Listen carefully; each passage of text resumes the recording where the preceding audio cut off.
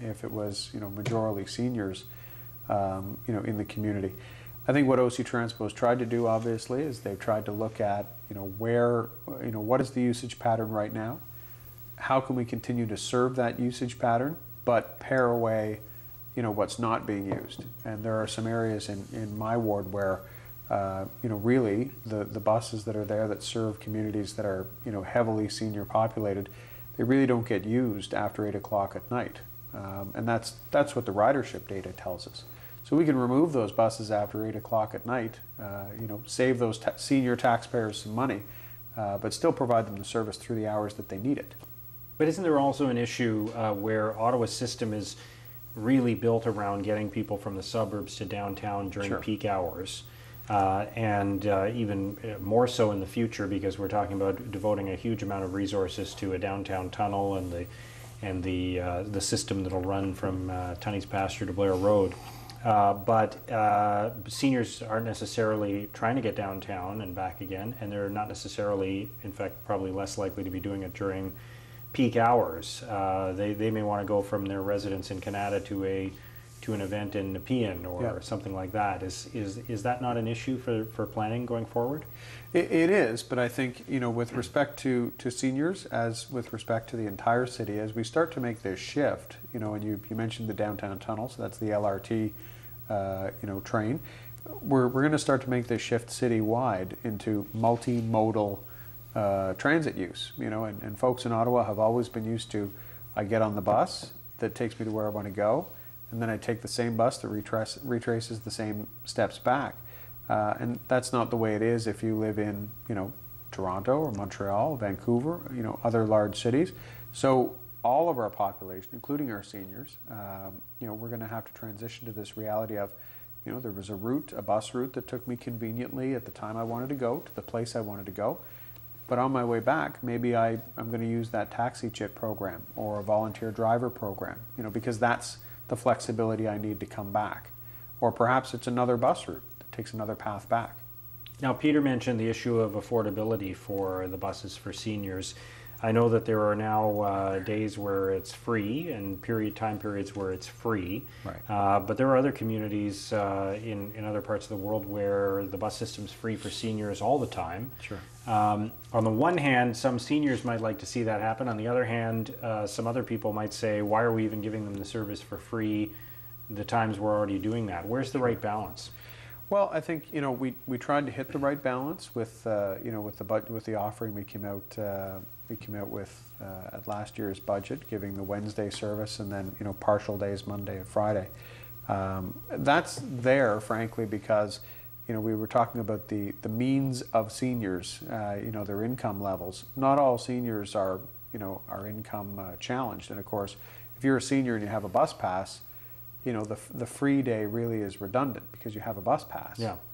What we're trying to achieve is there is that group of seniors out there who are living very low income, who can't afford even the seniors bus pass or the bus tickets. Of course, cash fare, you don't want them paying that. That's the most cost ineffective way to take the bus. So those free days and free options for them, that allows them the flexibility to, as Peter said, not be isolated in their homes. So you're right, it's a balance. We have to make sure that we don't drive up the costs of the bus for everybody, seniors included, but that we provide enough free time and flexibility so that those who do not have the means to pay for even a pass at the seniors' rate have the option to get out.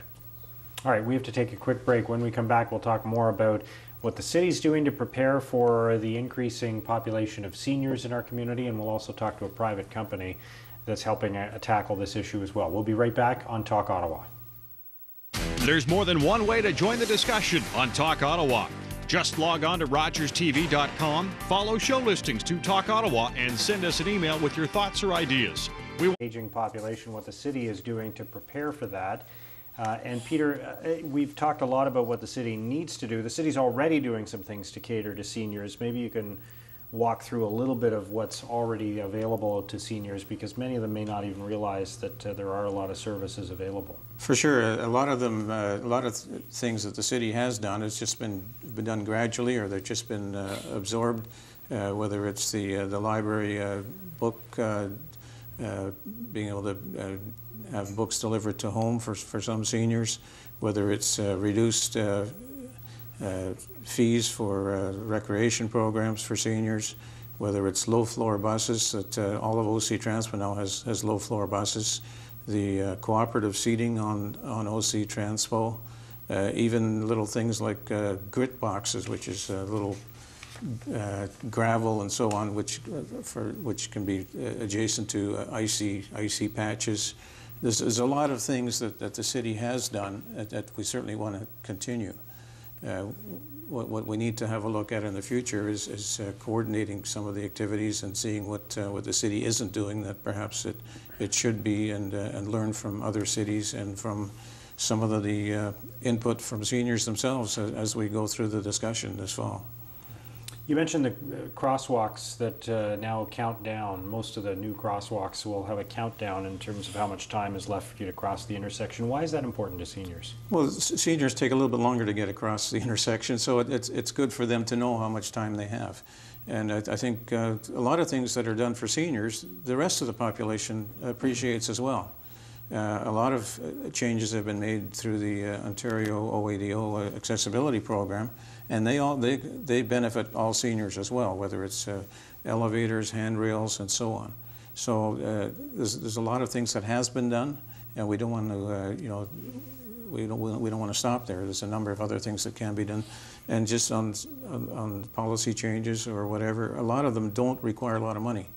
And it's just a matter of an attitude change and being able to think out of the box in some cases to look after seniors. So what would you change about the city to better prepare it for what's happening here? Well, up until now, most seniors programs, even though they're good, they've been done in a stovepipe fashion.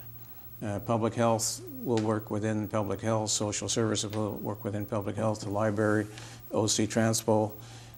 What we need is a look at the city services for seniors on a horizontal basis, so that when we build a building or we put in a library, we also think of transportation, we think of security, we think of accessibility.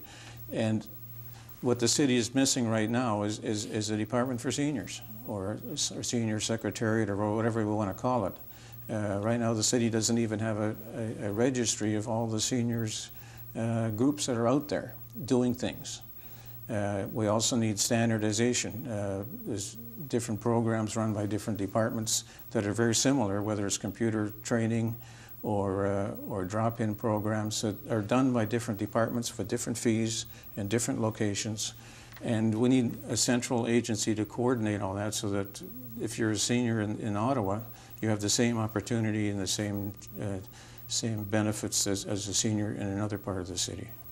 What do you think about that, Councillor, about the idea of creating a department or a secretariat or some jurisdictional, some focus, some organizational focus around seniors? Yeah, I think we'll get there. I think as a result of the consultations that we do and the plan that comes forward, I think we'll get there in one way, shape, or form. I think when we get, I'm sure you've seen, and maybe some of your viewers have seen, the reports that come before, committee and council. There's always that line that says, what are the financial implications of making this decision? What are the legal implications of making this decision? I'd like to see us get to the day where, we can have that, what is the age-friendly implications of making this decision? And whether that's right on your report or whether it's something that's just gone through that process beforehand. So that everything we do, whether it's planning, right now we're trying to plan for our LRT stops.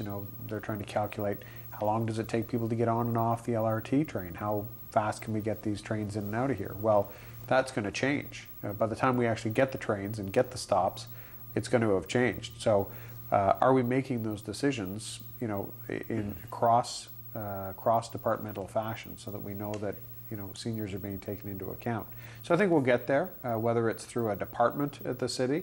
I'm always hesitant to create more bureaucracy, but as long as we get it factored into the decision making, I think it'll bring us the benefit we need. The summit that's coming up on October the 3rd, what do you hope to see happen there? What's going to be covered? Who do you want to be there? Well, it's really an open call, so folks should go to ottawa.ca/seniors and look at the information that's available there on the webpage. Of course, they can certainly call 311, call the city if they don't have access to a computer. But they should go take a look at the information that's there. It talks about the summit as well. There'll be an agenda up there that shows what the summit topics are going to be, and we want basically anybody who's interested to offer an opinion or provide advice and guidance to come out or even ask questions. And it'll range, I'm sure, everybody from the average person to someone who has expertise on serving the senior community in areas whether it's transit or social services or you name it. What we want to get is a really good exchange of ideas to start the ball rolling in terms of giving us a direction in terms of where we need to go in terms of planning. So I know Rogers is agreed to cover the mayor's 45-minute question and answer session as well, which is fantastic because it'll allow viewers at home to watch it live, and I'm sure they'll rebroadcast it as well, give folks a chance to hear the back and forth that took place. But it's by no means, the summit is of course the launch, and right. It's an important day, but of course there'll be 3 months of consultations taking place all across the city. So if you can't participate in the summit, we'd certainly invite you to participate in one of the engagement sessions. All of which will lead to what exactly? All of which will lead to, the turning it back to, our partners, the city, the Seniors Advisory Committee, of course, are going to be at the table. The Council on Aging is going to be there with us as well, and we're going to take all of the information that we've got, compile it with the research that's been done, and start to lay out a charted course as to what we need to do in every area of the city in order to get us to that point where, according to the World Health Organization's, criteria, what will make us an age-friendly city. So once we get there, we'll put it into practice. Well, thank you both for joining us tonight to talk Thank you about very this, much. and good You're luck with welcome. the summit on the 3rd of Great. October. We're going to take a quick break. When we come back, we'll continue to talk about this issue, but we're going to talk to a private company that is trying to provide more services to keep seniors in their homes. We'll be right back on Talk Ottawa. There's more than one way to join the discussion on Talk Ottawa. Just log on to rogerstv.com, follow show listings to Talk Ottawa, and send us an email with your thoughts or ideas. We want to hear from you on Talk Ottawa, the right choice for your voice.